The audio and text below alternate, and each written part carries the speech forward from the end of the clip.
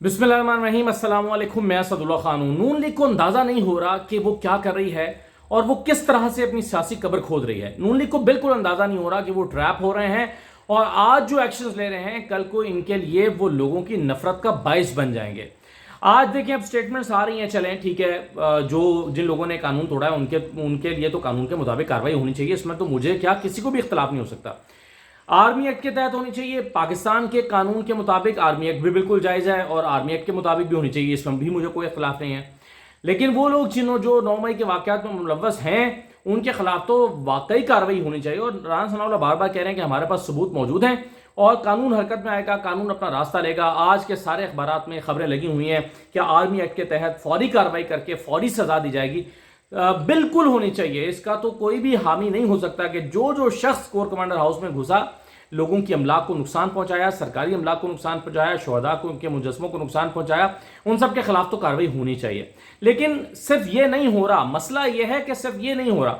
मसला मेरे लाहौर में एक दोस्त जिनका ताल्लुक पीटीआई के साथ है, उनके साथ ताल्लुक रहता है या रब्ता रहता है। 9 मई के वाक़यात के अगले दिन मैंने उनको फ़ोन किया था, मैंने उनसे पूछा था कि आप ये बताएं कि अच्छा, जो जिनका पीटीआई के साथ ताल्लुक है उनका बारे में आपको मैं ये बता दूंगा, ना एमपीए के उम्मीदवार हैं, ना एमएनए के उम्मीदवार हैं, ना कभी वो काउंसलर का इलेक्शन लड़े हैं, लेकिन वो पार्टी के पुराने वर्कर हैं और तंजीमी सतह पर जो आप होते हैं ना, जो एमपीएस के इलेक्शन लड़ते हैं, लड़ाते हैं और एमपीएस के इलेक्शन लड़ाते हैं, ग्राउंड पर जो है वो ये फोर्स होते हैं, मैन पावर मुहैया करते हैं और मैन पावर होते हैं जो पूरा ऑर्गेनाइज करते हैं चीज़ों को। ये उनमें से एक बड़े मुतहरिक कारकुन है। 9 मई के अगले दिन मैंने उनसे पूछा था कि ये बताएं कि आपको क्या हिदायत मिली थी एहतजाज करने के लिए। तो उन्होंने कहा कि हम लोगों में से, मैं, मेरे दोस्तों और हम लोगों में से कोई भी एहतजाज के लिए नहीं गया था क्योंकि पार्टी की सतह पर हमें कोई कॉल दी ही नहीं गई थी, हम तो इसलिए नहीं गए। ये अगले दिन की बात है जब ये सारी अफरा तफरी और जो पकड़म पकड़ाई है ये शुरू नहीं हुई थी। उन्होंने कहा कि हमें तो चूंकि कोई हिदायत ही नहीं पार्टी की तरफ से मिली थी, इसलिए हम गए ही नहीं थे, हम तो निकले ही नहीं थे एहतजाज करने के लिए। लेकिन इसके बावजूद उन्होंने काफ़ी दिन उनको रूपोशी इख्तियार करना पड़ी। फिर वो जब रूपोशी इख्तियार करके मामला को अपने मैनेज करके वो बाहर आए तो पता चला जहाँ पर वो कारोबार करते हैं उस कारोबार की जगह पर जो उनके ऑफिस का या दुकान का मालिक है उसको पकड़ के ले जाया जा चुका है। उससे कहा गया तुमने इस शख्स को दुकान किराए पर क्यों दे रखी है या दफ्तर किराए पर क्यों दे रखा है। उसको पकड़ा और इस यकीन दहानी पर छोड़ा कि तुम इससे दुकान इसकी खाली करा लोगे। फिर वो जब पीटीआई का जो शख्स दुकान खाली करके वापस आया तो जब रूपोशी ख़त्म करके वापस आया तो उसको आकर पहले दुकान खाली करनी पड़ी, वो दफ्तर छोड़ना पड़ा, लिख कर देना पड़ा कि इस शख्स को जो उस दुकान का मालिक है या दफ्तर का मालिक है उसको तंग ना किया जाए, मेरा इससे कोई ताल्लुक नहीं है और मैंने इनकी दुकान, मैंने दफ्तर खाली कर दिया है और इनका मुझसे कोई ताल्लुक नहीं है। अब उनका कारोबार ख़त्म हो गया। वो दुखी थे बहुत कि मैं 25-30 साल से कारोबार कर रहा था और मेरा कारोबार अब ख़त्म हो गया है, इसलिए कि मुझे लिख के देना पड़ा कि मैं पीटीआई के साथ नहीं रहूँगा। लेकिन सवाल ये पैदा होता है कि जिस शख्स की तिजारत या कारोबार आपने ख़त्म करा दिया है वो, उसके बच्चे, उसके ख़ानदान, उससे एक शख्स के ख़ानदान से 10 अफराद जुड़े होते हैं, 10 ख़ानदान जुड़े होते हैं। वो 10 ख़ानदान क्या कभी नून लीग की हिमायत का ऐलान कर सकते हैं? क्या कभी वो, यानी आज दबाव में आकर वो पीटीआई तो छोड़ देंगे, छोड़ भी दी है, लेकिन क्या वो नून लीग को वोट दे सकते हैं या नून लीग को वोट देंगे? मैं इसीलिए कह रहा हूं कि नून लीग आकिबत नाअंदेशी और जो है वो नाहिकमती का सबूत देते हुए एक ऐसी चीज रास्ते पर गामजन है जो खुद इनकी सियासी कब्र खोदेगा और इनको अंदाजा नहीं है कि ये किसके कहने पर ऐसे इकदाम उठा रहे हैं। और पुलिस शायद उससे भी बढ़कर अमल कर रही है, जितनी उसको हिदायत की गई है उससे बढ़कर चल रही है। और इसके नतीजे में होगा क्या कि लोगों की नफरतें बढ़ेंगी, आप लोगों की नफरतें समेटेंगे और उसके नतीजे में आप आवाम में अपनी मकबूलियत को कम करेंगे। तो ये समझ नहीं आ रही कि नून लीग को कि ये वो उनके साथ हो क्या रहा है और वो खुद अपने साथ कर क्या रहे हैं।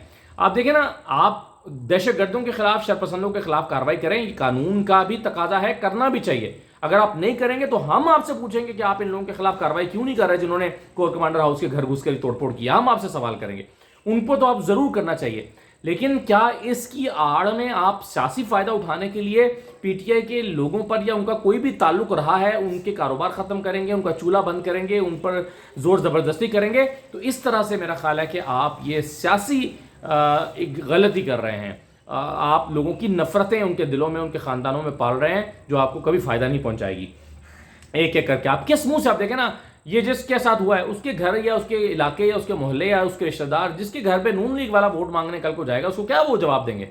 वो कहेंगे चलो भागो यहाँ से, किस मुंह से वोट मांगने हमारे लिए आए हो। तो ये जो है वो एक मसला होगा जिसका अभी नून लीग को अंदाज़ा नहीं हो रहा। अच्छा, दूसरी बात यह है कि देखें मौलाना फजल रहमान और आसिफ जरदारी साहब जो हैं ये आमने सामने हो गए हैं, क्योंकि मौलाना फजल रहमान मुसलसल इस बात के हामी हैं, मुसलसल चाहते हैं कि जो पार्लियामेंट है उसमें उसकी मुद्दत बढ़ा दी जाए। और आज उनका ये बयान भी अखबारात में लगा हुआ है, वो कहते हैं कि जी पार्लियामेंट फैसला करेगी कि इस पार्लियामेंट की मुद्दत में कितना इजाफा करना है। पार्लियामेंट फैसला करेगी पार्लियामेंट की मुद्दत में कितना इजाफा करना है या इंतखाबात को कितना ताखीर का शिकार करना है, ये पार्लियामेंट करेगी। अब करना चाहें तो वो कहेंगे कि जी हमने एक सूरत हाल में, एक ऐसी सूरत हाल में बिल पास कर दिया है और बस ठीक है, अब इलेक्शन जो है वो अगले साल मार्च या अप्रैल में होंगे।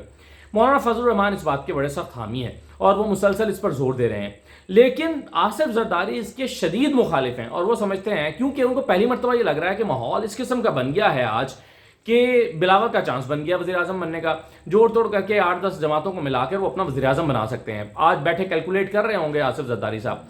अब उनका ये ख्याल है कि अगर ये हालात कल को तब्दील होते हैं, 8-10 महीने साल गुजर जाता है, हो सकता है नून लीग की पोजीशन बेहतर होना शुरू हो जाए आज जो नहीं है।